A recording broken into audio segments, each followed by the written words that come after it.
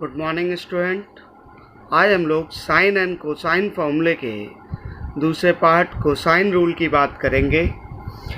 इस पार्ट में हम देखेंगे कि किसी भी ट्रायंगल के लिए उसके एंगल का कॉस किस तरीके से फाइंड आउट किया जा सकता है। ठीक है, तो इसके लिए हम कह सकते हैं किसी भी ट्रायंगल के लिए हमारे पास कॉस का फॉर्मूला क्या होता है कि cos A equal to B square plus C square minus A square upon 2bc। ठीक है, similarly cos B equal to C square plus A square minus B square upon 2ca तथा cos C बराबर क्या हो जाएगा A square plus B square minus C square upon 2ab। ठीक है, अब इसको हम कैसे प्रूव कर सकते हैं? तो देखिए, हमारे पास तीन कंडीशन हो सकती हैं किसी भी ट्रायंगल के लिए। या तो ट्रायंगल एक्यूट एंगल होगा, या फिर ट्रायंगल ऑब्ट्यूस होगा, या फिर राइट एंगल ट्रायंगल होगा। तो जब हम पहले एक्यूट एंगल की बात करें तो case one acute angle triangle की बात कर रहे हैं। जब ट्रायंगल हमारा क्या हो, एक्यूट एंगल हो, तो हमने क्या किया कि एक ट्रायंगल एज्यूम कर लिया, ट्रायंगल ए बी सी हमारा एक ट्रायंगल है और इसके एंगल बी के कॉस की वैल्यू फाइंड आउट करनी है। तो सबसे पहला काम, ए के सामने वाली साइड को स्मॉल ए से डिनोट करते हैं, बी के सामने वाली साइड को स्मॉल बी से और सी के सामने की साइड को स्मॉल सी से डिनोट करते हैं। ये हम लोगों को ऑलरेडी पता है। अब जरा देखें कि ए से अगर हम बी सी के ऊपर परपेंडिकुलर ड्रॉप करते हैं तो एंगल ए डी बी हमारा राइट एंगल ट्रायंगल हो जाएगा और similarly triangle A D C भी हमारा राइट एंगल ट्रायंगल हो जाएगा। तो अब देखें, in triangle A D B हम क्या कह सकते हैं कि कॉस बी इक्वल टू क्या हो जाएगा, B D upon A B, right. और यहाँ से हम क्या कह सकते हैं कि बी डी अपॉन और ए बी की वैल्यू कितनी है, सी। तो यहाँ से हम कह सकते हैं कि बी डी इक्वल टू कितना हो गया, C times of cos B. Similarly in triangle A D C cos C equal to कितना हो जाएगा, कॉस सी हो जाएगा हमारा डी सी अपॉन ए सी। और यहाँ से हम कह सकते हैं कि डी सी अपॉन ए सी को हमने क्या लिख रखा है, स्मॉल बी। तो यहाँ से हम कह सकते हैं कि डी सी इक्वल टू कितना हो गया भाई, डी सी इक्वल टू हो गया B times of cos C. अब एक चीज़ और हमें पता है कि हमने देखा था कि बी सी किसके इक्वल हो गया, B D plus D C के इक्वल। और बी डी कितने के इक्वल हम लोगों ने फाइंड आउट किया, बी डी हमने फाइंड आउट किया सी कॉस बी के इक्वल। और डी सी कितने के इक्वल फाइंड आउट किया, बी कॉस सी के इक्वल फाइंड आउट किया। मतलब अगर हम इसको लिखें तो बी सी हमारा एग्जैक्टली क्या है, ए। तो हम कह सकते हैं कि small A equal to C times of cos B plus B times of cos C. अब देखें, पूरे ट्रायंगल की बात करें, ट्रायंगल ए बी सी की बात करें, तो ट्रायंगल ए बी सी हम देख रहे हैं एक्यूट एंगल ट्रायंगल है। तो इसमें हम एक्यूट एंगल ट्रायंगल का थ्योरम अप्लाई कर देंगे। क्या थ्योरम होती है? अगर उस थ्योरम आपको पता है तो ठीक है, नहीं पता है तो आप पाइथागोरस से उसे प्रूव कर सकते हैं। कैसे प्रूव कर सकते हैं भाई? हमें पता है कि पाइथागोरस थ्योरम के हिसाब से अगर हम ट्रायंगल ए डी सी की बात करें तो ये क्या हो जाएगा, A C square equal to A D square plus D C square. ठीक है, अब ए डी स्क्वायर वैसे ही रहने दें, और डी सी को आप क्या लिख सकते हैं, डी सी को आप लिख सकते हैं B C minus B D, ये लिखा जा सकता है B C minus B D, इसका होल स्क्वायर हो जाएगा। और जब इसको ओपन करेंगे तो ये आ जाएगा A D square plus B C square plus B D square minus 2BC into B D. Clear? इतना क्लियर हुआ या नहीं? अब यहाँ से हम क्या कह सकते हैं भाई, ये बी सी स्क्वायर किनारे कर दें, A D square plus B D square को एक साथ कलेक्ट कर लें और इसका परफेक्ट स्क्वायर बनाने की इसको एक साथ अगर लिख लें और यहाँ पे क्या आ जाएगा 2BC इंटू बी डी। अब बी सी स्क्वायर, अब यहाँ से अगर हम देखें ट्रायंगल पे देखें तो हमारे पास क्या निकालना था, हमें A D square plus B D square find out करना था। तो ट्रायंगल में अगर हम देखें तो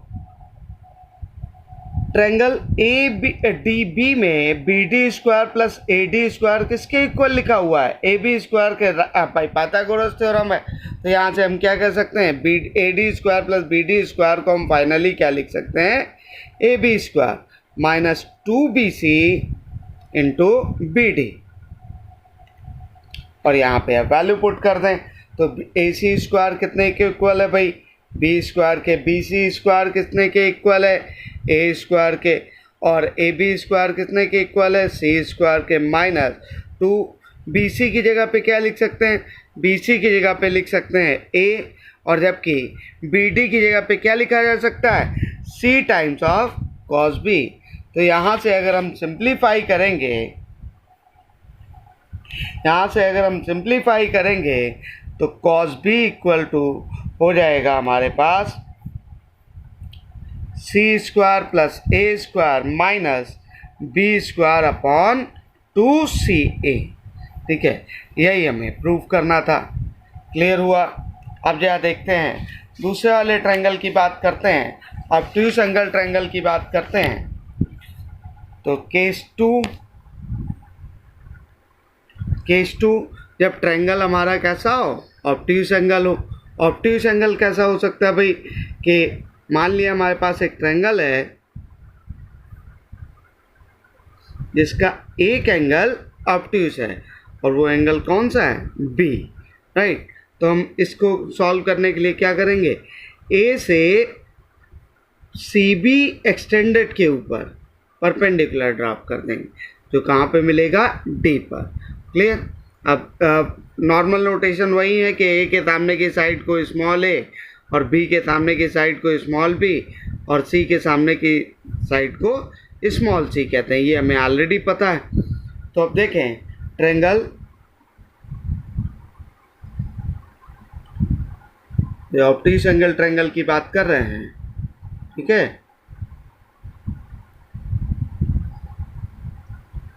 अब ये देखें ट्रायंगल ए डी बी की बात करें, ट्रायंगल ए डी बी की बात करें तो यहाँ से हम क्या कह सकते हैं, ये वाला जो एंगल है वो हमारा एंगल बी है। तो ये कितना हो जाएगा, 180 माइनस बी हो जाएगा। तो यहाँ से हम लिख सकते हैं कि cos 180 minus B equal to base upon hypotenuse. और बेस यहाँ पे क्या है, बी डी है, तो B D upon A B. और cos 180 माइनस थीटा क्या होता है, माइनस cos थीटा, क्योंकि ये किस क्वाड्रेंट में जा रहा है, सेकंड क्वाड्रेंट में। तो सारी चीज़ें ध्यान रखनी है भाई। ऐसा नहीं है कि केवल ये चैप्टर पढ़ रहे हैं तो पुराना वाला भूल जाएं। ठीक है, और बी डी ऐसे ही रखा रहने दे और ए बी की जगह पे हम क्या पुट कर सकते हैं, सी। तो बी डी इक्वल टू कितना हो गया हमारे पास, minus C times of cos B. Clear हुआ भाई? सिमिलरली अगर हम ट्रायंगल ए डी सी की बात करें तो यहाँ से ए डी सी की बात करेंगे तो यहाँ पे कॉस सी क्या लिखा जा सकता है, कॉस सी हम लिख सकते हैं कि डी सी अपॉन ए सी। और यहाँ से डी सी कितने के बराबर है, डी सी तो वैसे ही रहने थे, जबकि ए सी हमारा क्या है, बी के इक्वल है। तो यहाँ से हम कह सकते हैं कि डी सी इक्वल टू कितना हो गया भाई, B times of cos C. अब जा देखें बी सी की वैल्यू पता है हमें, बी सी की वैल्यू अगर हमें पता है तो बी सी इजक्वल टू क्या लिखा जा सकता है, बी सी इजक्वल टू हम लिख सकते हैं कि D C minus B D, ठीक है। और डी सी की वैल्यू हमने फाइंड आउट की, क्या, बी कॉस सी माइनस, अब बी डी की वैल्यू हमने क्या फाइंड आउट कर रखी है, सी कॉस माइनस सी कॉस बी। तो जब सिंप्लीफाई करेंगे तो बी कॉस सी प्लस सी कॉस बी आ जाएगा, और बी सी एग्जैक्टली कितने के इक्वल है, ए के इक्वल है। तो हम यहाँ से ये भी कह सकते हैं, ठीक है। अब जब पूरे ट्रायंगल की बात करें, इन ट्रायंगल ए बी सी में, यहाँ पे ऑब्ट्यूज एंगल थ्योरम अप्लाई कर देंगे। तो ऑब्ट्यूज एंगल थ्योरम होती क्या है भाई, कि ए सी स्क्वायर जो ऑब्ट्यूज एंगल है उसके सामने की साइड का square A D square, sorry, B C square plus A B square, बाकी दो साइड्स के स्क्वायर का sum plus 2 times of B C into B D के इक्वल होता है। अब इसमें सबकी वैल्यू पुट कर दें तो ए सी स्क्वायर कितने के बराबर, बी स्क्वायर के, बी सी कितने के बराबर है, ए स्क्वायर के, और ए बी कितने के इक्वल है, सी स्क्वायर के, प्लस और 2 बी सी कितने के इक्वल है भाई, बी सी हमारा ए के इक्वल है, और बी डी कितने के इक्वल निकाला हम लोगों ने, बी डी निकाल रखा था हम लोगों ने minus times of C cos B, ठीक है। जब हम इसको सिंप्लीफाई करेंगे तो कॉस बी एक साइड ले जाए तो यहाँ पे क्या आ जाएगा, C square plus A square minus B square upon 2ca। तो ये हमारा ऑब्ट्यूज एंगल ट्रायंगल के लिए भी प्रूव हो गई। अब हम लोग बात करते हैं थर्ड केस की, केस 3, ठीक है। केस थ्री हमारा क्या है, राइट एंगल ट्रायंगल, ठीक है।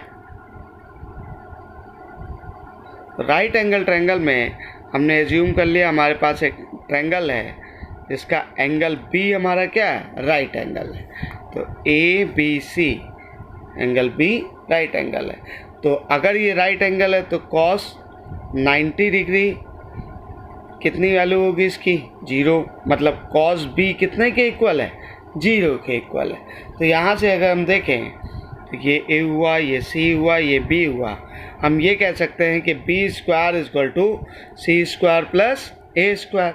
अब यहाँ पे हमें फॉर्मूला बनाना है, इसलिए हम क्या कर दें, इसमें कुछ चीज़ें अपनी तरफ से ऐड कर दें। तो 2ca कॉस बी लिख लें। अब इसका कोई मीनिंग नहीं है क्योंकि कॉस बी ऑलरेडी हमारा 0, तो ये 0 ही है। तो अगर हम सब्ट्रैक्ट करेंगे, ऐड करेंगे तो कोई फ़र्क नहीं पड़ता, लेकिन हमने फॉर्मूला बनाने के लिए इसको यूज़ कर लिया। तो अब इसको जब हम सिंप्लीफाई करेंगे तो कॉस बी इक्वल टू कितने के इक्वल हो जाएगा, C square plus A square minus B square upon 2ca, ठीक है। तो यहाँ से हम देखा है कि किसी भी ट्रायंगल में, चाहे वो एक्यूट हो, ऑब्ट्यूज हो या राइट एंगल हो, कोसाइन रूल वैलिड होता है।